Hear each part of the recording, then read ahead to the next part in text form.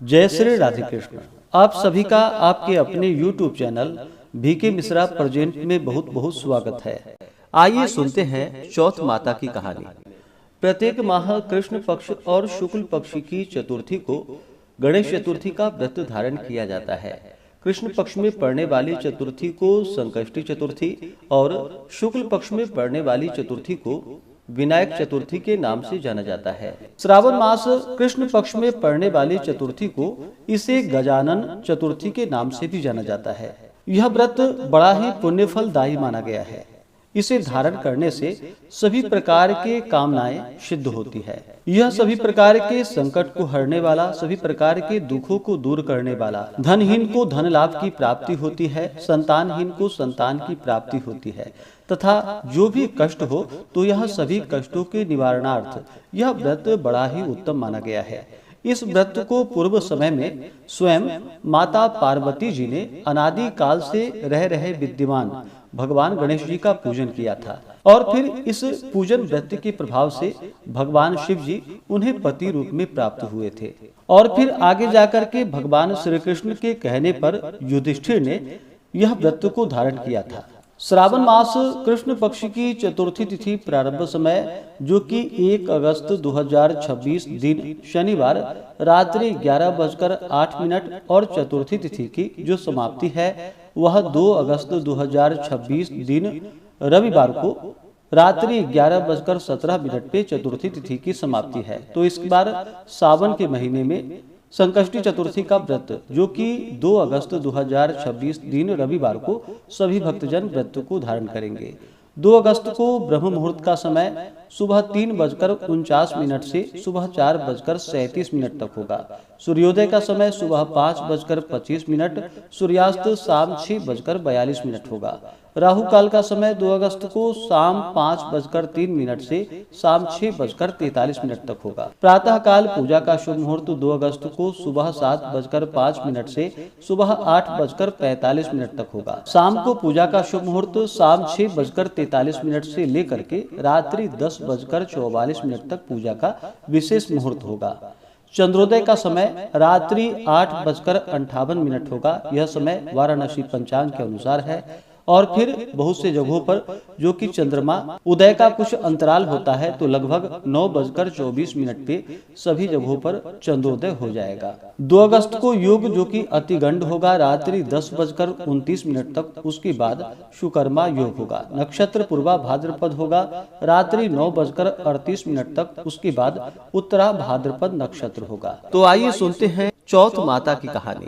तो बोलिए प्रेम से चौथ माता की जय, भगवान गणेश की जय, सर्व देवी देवता की जय। कथा के अनुसार एक नगर में एक बूढ़ी माँ रहती थी। वह अपने बेटे की सलामती के लिए 12 महीनों की चौथ का व्रत किया करती थी। हर चौथ को पंसारी से थोड़ा सा गुड़ और घी लाकर 4 लड्डू बनाती, एक बेटे को देती, एक से पूजा करती, एक हथकार के लिए निकालती और एक चांद उगने पर खुद खा लेती थी। एक बार उसका बेटा ताई से मिलने के लिए गया। ताई ने चौथ का व्रत रखा था। ताई ने पूछा, माँ तो 12 चौथ का व्रत करती है। ताई बोली, तेरी माँ तेरी कमाई से तरमाल खाने के लिए 12 चौथ का व्रत करती है। तू परदेश जाए तो वह एक भी चौथ का व्रत नहीं करेगी। लड़के को लगा कि ताई सच कह रही है। घर आकर माँ से कहा, माँ मैं परदेश जा रहा हूँ, यहाँ तू मेरी कमाई खाने पीने में ही उड़ा देती है। माँ ने समझाया, रोकना चाहा, पर बेटा नहीं माना।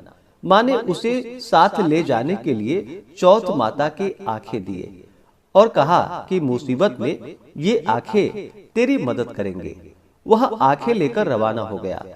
घूमते घूमते एक नगर में जा पहुंचा।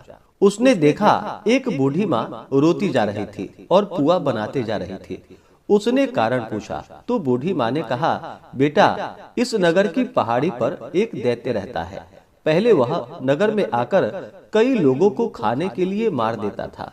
अब राजा हर घर से एक आदमी दैत्य के पास भेजता है और आज मेरे बेटे की बारी है, इसलिए मैं रो रही हूँ और उसी के लिए पुए भी बना रही हूँ। वह बोला, तू पुए मुझे खिला दे। तेरे बेटे की जगह मैं चला जाता हूँ। बूढ़ी माँ ने खीर पुए उसे खिला दिए। खा पीकर वह सो गया। रात को राजा के सैनिक आए तो बूढ़ी माँ ने उसे भेज दिया। दैत्य के सामने पहुंचने पर उसने चौथ माता की आंखें दैत्य की तरफ फेंक कर कहा कि हे चौथ माता, यदि मेरी माँ मेरी सलामती के लिए व्रत करती है तो दैत्य का सिर कटकर गिर जाए। तुरंत दैत्य का सिर कटकर गिर गया। लड़का वापस आ गया। राजा ने उसे उपहार देकर विदा किया। चलते हुए एक दूसरे राजा के नगर में जा पहुंचा। इस राज्य में आवा तभी पकता था जब एक इंसान की बलि दी जाती थी। सिपाहियों ने उसे पकड़कर आवे में चुन दिया। लड़के ने आंखें आवे में डाल दिए और कहा कि हे चौथ माता, यदि मेरी माँ मेरे लिए व्रत करती है तो आवा मेरी बलि लिए बिना ही झट से पक जाए। आवा तुरंत पक गया। आवे में मिट्टी की जगह सोना चांदी के बर्तन निकले। अंदर से लड़का बोला, बर्तन धीरे धीरे निकालना, मुझे लग न जाए। राजा ने उसे निकलवाया और पूछा, इस आवे से तुम बच कैसे गए? लड़के ने बतलाया कि उसकी माँ चौथ माता का व्रत करती है, व्रत के कारण ही वह बच पाया। राजा को विश्वास नहीं हुआ। उसने एक चांदी की सुराही मंगवाई और कहा कि सुराही की नली से निकल कर दिखाओ, तभी मुझे विश्वास होगा। लड़के ने चौथ माता को याद करके आंखें सुराही में डाल दी और कहा कि मैं भंवरा बनूं, सुराही से बाहर निकलूं। लड़का भंवरा बनकर सुराही से बाहर निकल गया। राजा ने खुश होकर राजकुमारी की शादी उसके साथ करवाई और सभी लोग को चौथ माता का व्रत करने को कहा। उसे माँ की याद आई। उसने राजा के पास जाकर खुद के नगर जाने की इच्छा प्रकट की। राजा ने रथ, घोड़ा, हाथी और खूब सारा दान दहेज देकर उसे विदा किया। चौथ के दिन अपने नगर पहुंचा। वह अकेला पंसारी के यहाँ माँ का इंतजार करने लगा। सोचा, चौथ है तो माँ यहाँ पर जरूर आएगी। थोड़ी देर बाद लकड़ी टेकती हुई माँ आती दिखाई पड़ी। बेटा माँ के चरणों में गिर पड़ा। कहा, माँ मैं तेरा बेटा हूँ, मुझे माफ कर दो। माँ ने उसे गले से लगा लिया। लोग चौथ माता की जय जयकार करने लगे। उस नगर के सभी लोग चौथ माता का व्रत करने लगे। हे चौथ माता, जैसे बूढ़ी माँ और उसके बेटे की सहायता की, वैसे ही हमारी भी करना। कहानी कहने और सुनने वाले पर अपना कृपा सदैव बनाए रखना। तो बोलिए प्रेम से चौथ माता की जय, भगवान गणेश की जय, सर्व देवी देवता की जय। तो आशा करता हूँ कि यह जानकारी आपको अच्छा लगा हो। इसी प्रकार से ज्ञानवर्धक जानकारियाँ प्राप्त करते रहने के लिए, व्रत पूजा के बारे में जानने के लिए, कथा को सुनने के लिए चैनल पे अगर आप पहली बार आए हैं तो चैनल को लाल बटन दबा करके सब्सक्राइब करें। साथ में बेल आइकन घंटी को दबाएं ताकि आने वाली वीडियो का नोटिफिकेशन आपको समय से मिलता रहे।